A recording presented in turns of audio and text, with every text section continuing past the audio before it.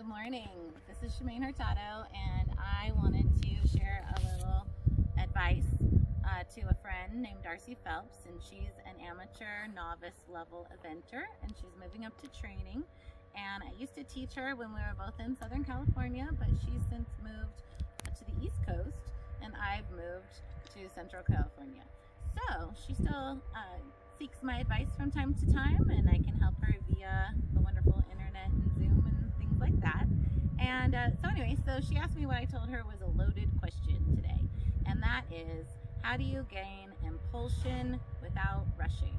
So my answer to her question is to use the 1, 2, 3, 4 technique to then set up using the leg with the whip. So, or if you need the whip. So if I do 1, that's my outside rein. 2 is my inside seat bone weight aid. 3, I wiggle my inside rein until he flexes his upper neck and pull to the inside.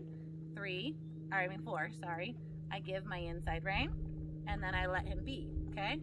So that's my usual bending technique, my usual rounding technique. I taught that at all the horse expos when I presented at those. And so then number 5 is the one that I don't really talk about all that much. And number 5 is leg. So as if I wanted to, or for myself, if I suck my stomach in, or if somebody pokes me in the stomach, then I'm gonna round my back as a consequence. That's the same thing that we're trying to do with our horse. So I want to take him around on a circle here, and I'm going to ask him for that scenario. So outside rein, inside seat bone weight aid, flex, flex, give, and then leg. And see, now he's anticipated when he kind of sucked his stomach in there, he anticipated what I was going to do. And that's what we want.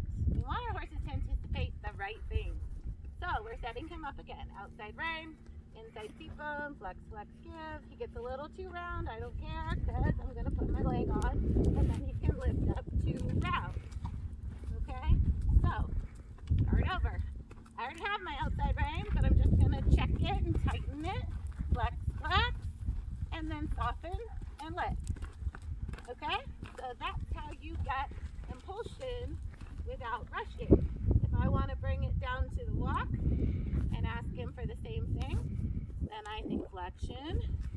Again, I don't care that he gets a little round in this moment, because then when I ask him with my leg, then he can lift up. And he comes up into a decent frame and lifts his shoulder. And that's really what we're going for, is that his hind legs reach underneath his body to lift his shoulders, and that is suspension. So if you combine the outside rein with both legs, asking for the hind leg to step under via impulsion, then you are creating suspension. And after you create it, you can relax a little bit and release it a little bit out, depending on how big of a stride you want, which is how you get piaffe, passage, collected trot, extended trot. Okay? So that's my advice for the day.